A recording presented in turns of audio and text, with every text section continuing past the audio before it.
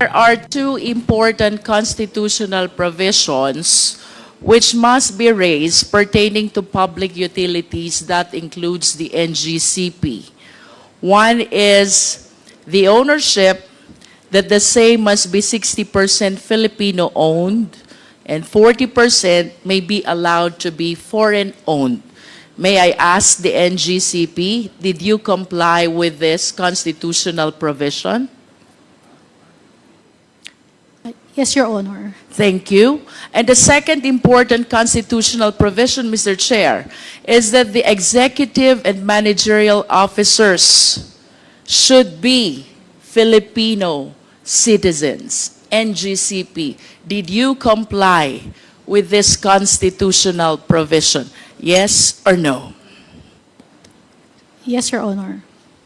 Having said that, Mr. Chair, I wish to raise the information I gathered from the reports and various documents.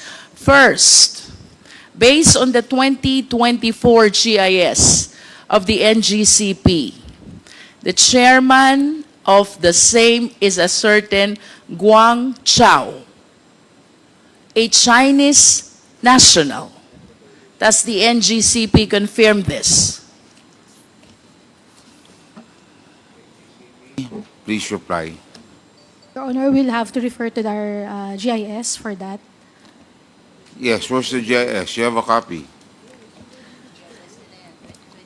The name Zhu Guangchao, described as Chinese, is designated as chairman in the 2024 General Information Sheet of the NGCP. Having said so, because the same is indicated in your document, do you maintain your position that the executive and managerial officers are Filipino citizens? Please reply, NGCP. Your Honor, based on our general information sheet, Please speak closer to the microphone. Speak louder. Mr. Chair, with all due respect, but I believe that the question is answerable by a yes or no only. Yes or no? Attorney San Diego, ang pagbabasihan lang po GIS, ha? Yes or no? the chairman of our board is Mr. Su Guancho. Okay, Chinese. Okay. Yes, yes. The answer is Are you saying that you complied with the constitutional provision that the executive and managing officers should be Filipino citizens only, considering that your chairman is a Chinese citizen? Yes, Your Honor, our executive and managers are all Filipino. How do you consider a chairman of NGCP? Is it not a managerial or executive position? Your Honor, Mr. Suaguanco is a chairman of the board of the directors, but our executive officials and officers are all Filipino. We take note of your answer, but this representation sadly believes otherwise. For this alone, it is my humble submission that the NGCP violated this constitutional provision. Second, Mr. Chair, there are other executives which were disclosed in the records of the NGCP. Leo Zhao Yang, described as Assistant Chief Technical Officer. Leo Sin Ju Wan, described as Chairman of Board Audit Committee. These two officers are responsible for hiring employees and signing contracts with them. Having said so, Mr. Chair, may we hear from the NGCP, are you still maintaining your position that executive and managerial officers are Filipino citizens? Liu Zhaoyang and Liu Xinju are both described as Chinese citizens. Your Honor, we maintain that all our executives and officers are all Filipino. But Your Honor, if I may, I have been looking at our GIS, but the mentioned names were not here in the 2022 GIS of NGCP. In the what? GIS of NGCP. Mr. Chair, What- we will be flashing some documents on the later part of the interpellation showing these names, including the others who participated in the operation, most especially the technical aspect of the NGCP. Another significant name that I came across with is Wen Bo, Chief Technical Officer.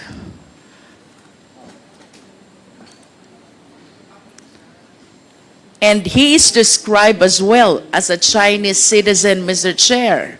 And with that, I wish to manifest, without asking anymore the NGCP, that the operation is participated not only by Filipino citizens. Proceeding, Mr. Chair, I want to know more about this NGCP, so I wish to ask the NGCP, sino-sino po ba ang mga miyembro at ibang officers ng NGCP based on your GIS? May we request the Secretariat to please flash the 2024 GIS.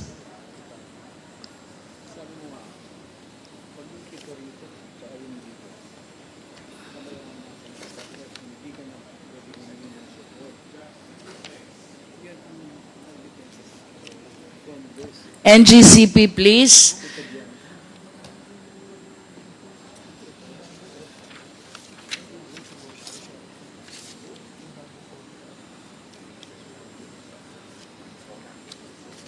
Of course, the document confirms Zhu Guangchao as the chairman of NGCP.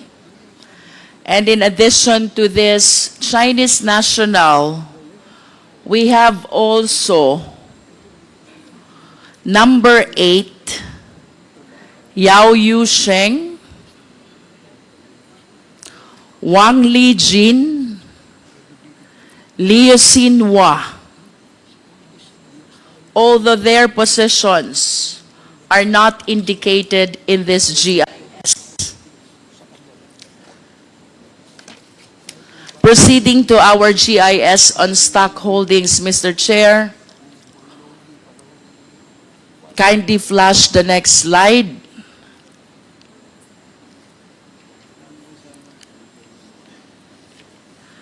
The GIS on stock ownership.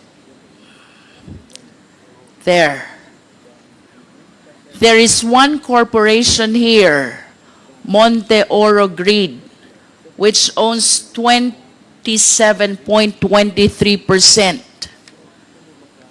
of its shareholdings. Another corporation, Kalaka High Power Corporation, which is 27.23%. Third corporation is State Grid International Development Limited. That is 36.30%. Plus the 4 Chinese individuals who owns 1% each of its stock holdings. From the face of this general information sheet, Mr. Chair, it appears indeed that the Chinese ownership is 40%. However, with all due respect to our esteemed colleagues, I wish to agree to the honorable members who insisted on requesting for the GIS of the corporations who own shareholdings as well, in order to find out the extent of Filipino ownership, as it might affect as well the requisite ownership as imposed by the Philippine Constitution, and that is, to be specific, 60% Filipino owned and 40% foreign-owned as may be allowed. And therefore, let this representation reiterate the earlier motion to Sestecum for the submission of the GIS of Monte Oro, Calaca High Power, and if possible, a State Grid International Development. That is, if our intention indeed is to find out if there is full compliance with the requirement of the Philippine Constitution. Another corporation which GIS we want to request as earlier requested is the Synergy Grid Development Philippines, which owns 9.24% of the stock holdings of NGCP, Mr. Chair.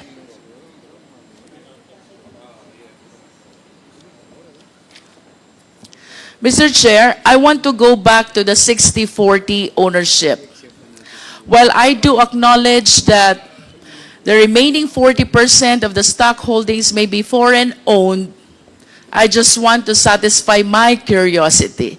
Considering the significance of this Public Utility Corporation, NGCP, ang tanong ko po, NGCP, wala na po bang ibang Filipino citizens interested to own that 40% which currently belongs to the Chinese nationals?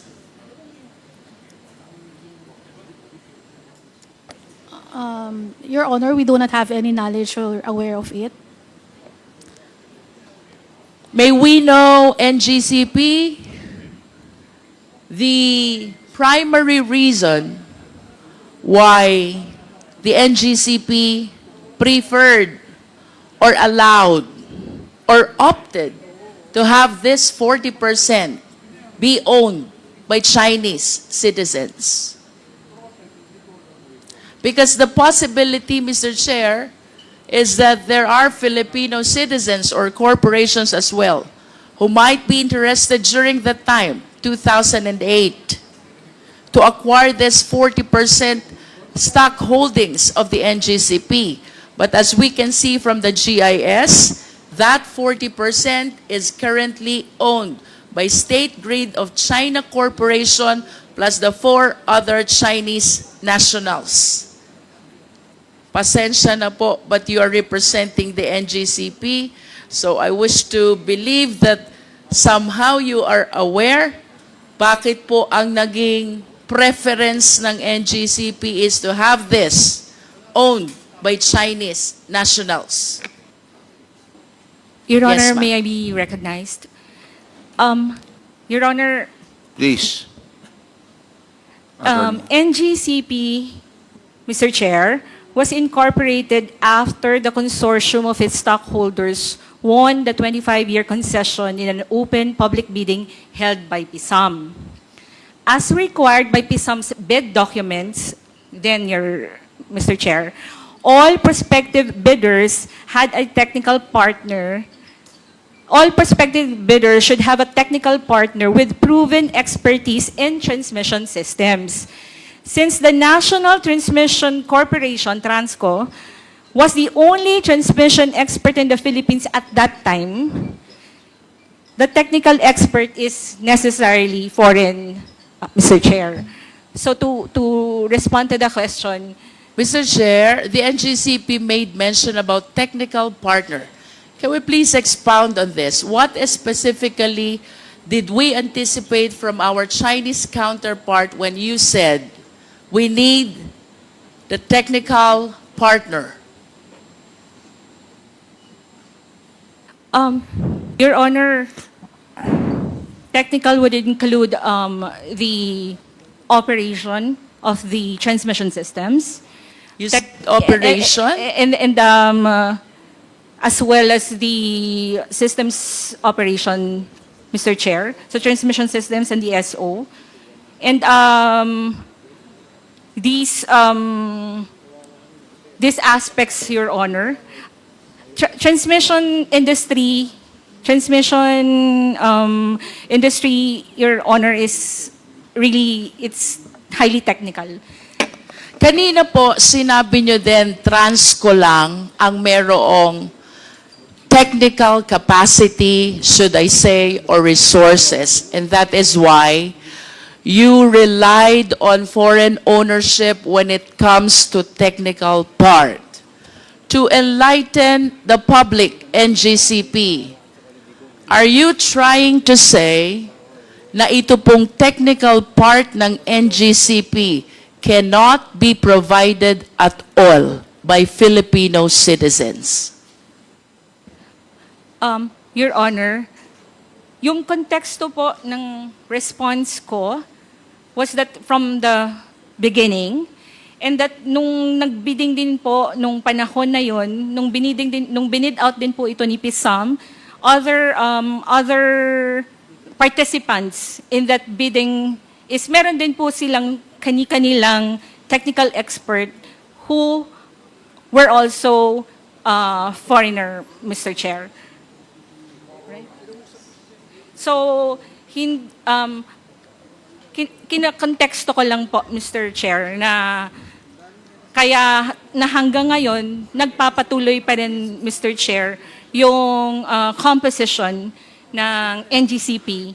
Let's go back to the time when NGCP was incorporated and applied for a franchise, because that's what you are referring to. You were saying during that time, the only company which has technical capacity is Transco, and the other companies with technical capacity has foreign counterparts as well. Do you confirm that? Mr. Chair, because transmission, Please answer the question, yes, NGCP. I confirm. And with that answer, are you trying to say that during that time, hindi kaya ng Filipino citizens to supply the technology or the technical aspect of the NGCP operation? At that time, Mr. Chair, yes. At that time, yes. And of course, when you say technology or technical operation, that goes to the heart of the very operation of the NGCP. And you were saying hindi kaya ng mga Pilipino. Tama po ba ito, NGCP? At least during that time. During the time.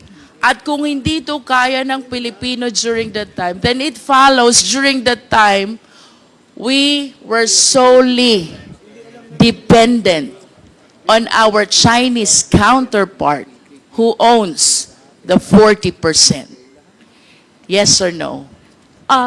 Mr. Chair, can I give a context? Because the bid document, Mr. Chair, requires for a technical partner. Mr. Chair, I'm just following the answer of our resource persons. We go back to 2008. You said during that time, hindi kaya ng mga Filipino. Then it follows that during that time, we are solely dependent to these Chinese corporations and citizens in as far as the operation of NGCP, a public utility corporation, which ownership and operation is protected by no less than the Philippine Constitution. Mr. Chair, kung sinasabi nating Pilipino, meron yung mga pong employees ni Transco na after na-incorporate na si NGCP at si NGCP na po ang concessionaire, yung ito pong mga employees na technical ng Transco has been assumed. So, However, Mr. Chair, even considering that they have Filipino employees, of course we understand that the citizenship of the corporation is determined by the extent of ownership of the owners. If the owners' majority are foreigner, then it is a foreign corporation. Otherwise, it is a Filipino corporation. If I may proceed, Mr. Chair. Another important information I came across with is the working group of NGCP. Ano po ba itong working group of NGCP? Mr. Chair, sorry, I missed like, NGCP working group. Have you come across this? TWGs, Mr. Chair, but literally working group. I am aware of the technical working group of All each right. department. Please allow this representation to continue. Under the working group of NGCP, there are two important officers. One is Chairman Yuan Ming Jun. He is described as acting officer, acting chief technical officer. And another is alternate chairman, Chan Chang Wei. These two play significant role in the evaluation of bids and in making recommendation for the award of contract. May I request the Secretariat to please flash the document of first, Aurora Polanco project. Next is EB Magalona Bacolod project. These are all transmission projects. And third is the document pertaining to the purchase of site of Cebu, Panay, Negros project. Secretariat, please, at least to satisfy the committee that these two Chinese nationals under the working group of NGCP indeed did the evaluation of bids and the recommendation for the award of contract.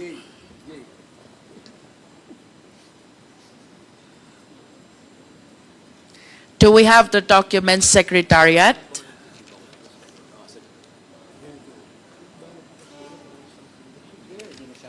While we are waiting for their documents, I wish to add, Mr. Chair, that there's another Chinese national, this time Wen Bo. He is the chief technical officer associated as well with State Grid China Corporation. And he is the one who evaluated and recommended the expansion of Las Piñas Zapote project. I hope the Secretariat can flash all these 4 documents to show to the committee that these Chinese nationals participated, or in fact, they were the one who evaluated the bids submitted and thereafter recommended the award of contract.